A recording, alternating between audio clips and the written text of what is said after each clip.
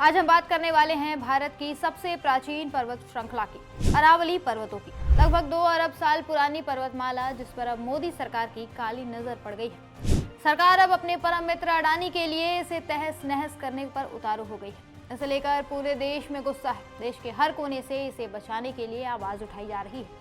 आज के इस वीडियो में हम जानेंगे इस पूरे मामले को और समझेंगे क्यों अरावली हिल्स को बचाना हमारी सबसे बड़ी जिम्मेदारी है। क्या तबाही होगी अगर अरावली पर्वतों को नुकसान पहुंचाएगा। सबसे पहले बात करते हैं अरावली हिल्स है क्या। अरावली हमारे देश की सबसे पुरानी पहाड़ियां हैं जो राजस्थान, हरियाणा, दिल्ली और गुजरात तक लगभग 650 किलोमीटर में फैली हुई हैं। ये न सिर्फ हवा साफ रखने में मदद करती हैं बल्कि पानी का सोर्स भी है और जानवरों पौधों का घर भी। लेकिन अब इन पर खतरा मंडरा रहा है क्योंकि माइनिंग और डेवलपमेंट के नाम पर इन्हें काटने की तैयारी हो रही है। वैसे तो सालों से इन पहाड़ियों में इलीगल माइनिंग चल रही थी। पत्थर, बजरी और मिनरल निकालने के चक्कर में लोग इन्हें उजाड़ रहे थे, जिसकी वजह से दिल्ली एनसीआर में प्रदूषण का लेवल आसमान छूने लगा। अरावली को बचाने के लिए कई बार नियम बनाए गए, नियम बदले भी गए।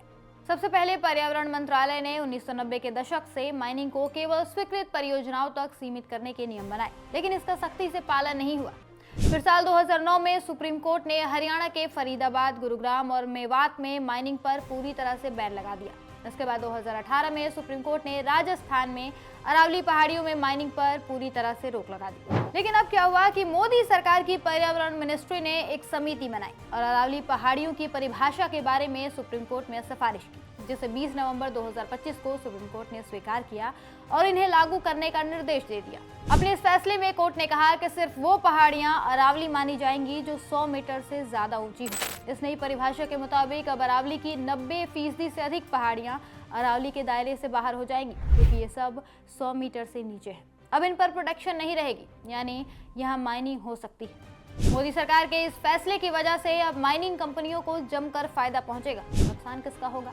जनता का। इससे कई तरह की समस्याएं पैदा होंगी जो झेलनी जनता को पड़ेंगी। पहाड़ काटने से सबसे पहले प्रदूषण बढ़ेगा। माइनिंग से धूल मिट्टी उड़ेगी जो दिल्ली एनसीआर की हवा को और जहरीली बना देगी। पहले से ही AQI 500 पार होता है, पर अब डस्ट स्टॉर्म्स और बढ़ेंगे। सांस लेना मुश्किल हो जाएगा। दूसरा, पानी की समस्या। अरावली बारिश का पानी सोखती है और ग्राउंड वाटर रिचार्ज करती है। इन्हें काटने से सूखा पड़ने का खतरा बढ़ेगा। राजस्थान और हरियाणा जैसे ड्राई एरिया में पानी की किल्लत और बढ़ जाएगी। किसान परेशान होंगे और शहरों में वाटर क्राइसिस आएगा। तीसरी समस्या है बायोडायवर्सिटी का लॉस। इन पहाड़ियों में हजारों तरह के पौधे, जानवर और पक्षी रहते हैं, जैसे लेपर्ड, हाइना और रेयर प्लांट्स। माइनिंग से उनका घर उजड़ जाएगा। कई स्पीसीज एक्सटिंक्ट तक हो सकती हैं। इकोलॉजिकल बैलेंस बिगड़ेगा। लैंडस्लाइड और इरोजन भी बढ़ेंगे। पहाड़ काटने से मिट्टी बह जाएगी। लैंडस्लाइड बढ़ेंगे जो लोकल गांवों पर खतरा डालेंगे।